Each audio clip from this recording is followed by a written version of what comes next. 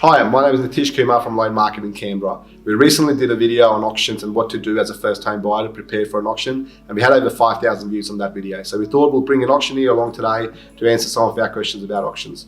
This is Troy Reddick from Ray White in Canberra. Troy's been in real estate for over 20 years and really knows his stuff about when it comes to auctions.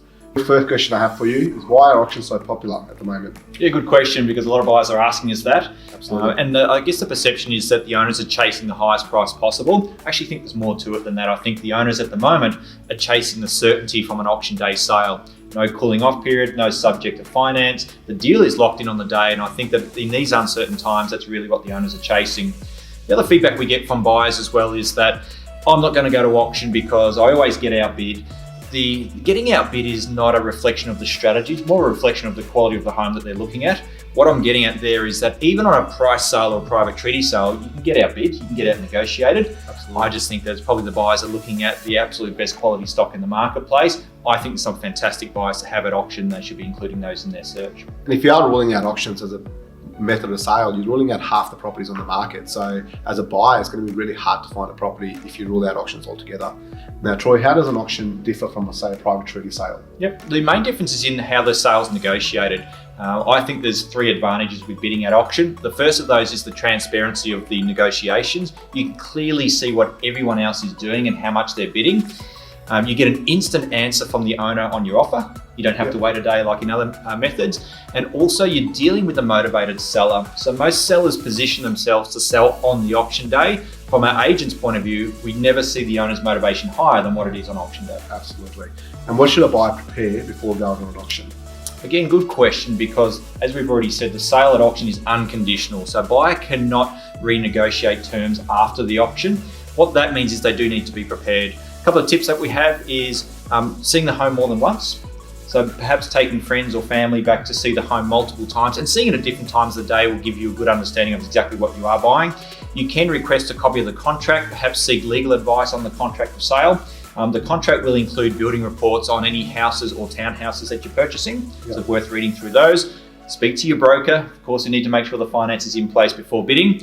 And please remember that the sale is unconditional on the day. So any questions or preparation that you need to do needs to be done beforehand. Perfect. Now, a lot of first home buyers, obviously first time buying a property. What about price guides from the agent? It's always a controversial one. Should a buyer trust the price guide from the agent? Yeah, it's a contentious point. We do get asked that all the time, particularly with talk about underquoting happening in the marketplace. You can use them for a guide, there's no doubt about that. The agent is there to assist with your purchase. I think though, and let's be honest, that most buyers are spending more than $500,000. Yes. You do need to be prepared and become somewhat of the expert in price. There's never been more information available for a buyer. Online, whether you visit auctions, whether you go to open homes, and I think that it's worth doing your research and becoming that expert on price. You can then determine yourself whether the agent's price guide is realistic or not. I do think it's worth remembering though that even the most experienced agents can get caught out by the strength of bidding on the day, or even by how much the owner will be flexible on the day with their price as well. I know the house we bought, we paid more than what we had told the agent we thought it was worth. On the day or prior to auction, you always end up paying a bit more to secure your dream home. So on auction day, Troy, what happens? Yeah, again, it's best to be prepared and be there early. If it's an on-site auction, the registration process will open 30 minutes prior. If it's an in-room or streamed auction, then the registration process will normally open about 7 days prior. I suggest getting that part of the process done as soon as you can. Takes the pressure off on the day. The next point of the process is the actual bidding. And the question we always get asked is, Troy, what's the best tactic? How am I going to secure the home at auction? To which we often joke, the best strategy is to have the most money. Yes. And I guess no matter what your tactic or your strategy is, if you come up against somebody who's got more money than you, you're probably going to miss out. The second best strategy is to make it look like you've got the most money. So probably the most successful strategy I see is to state your intentions early, lead in with perhaps a good, strong bid straight away, and you may even scare a couple of buyers out of the process. Sure. And should you have a firm price limit when you go to an auction? Yeah, well, that's what the books always say, doesn't it? Make sure you go into auction with a firm price limit.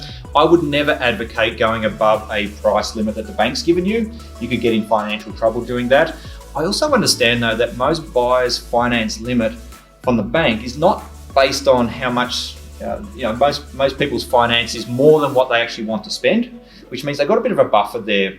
What that means at auction, if you bid an extra $10,000 at today's interest rates, it really only adds about $40 per month to your repayments.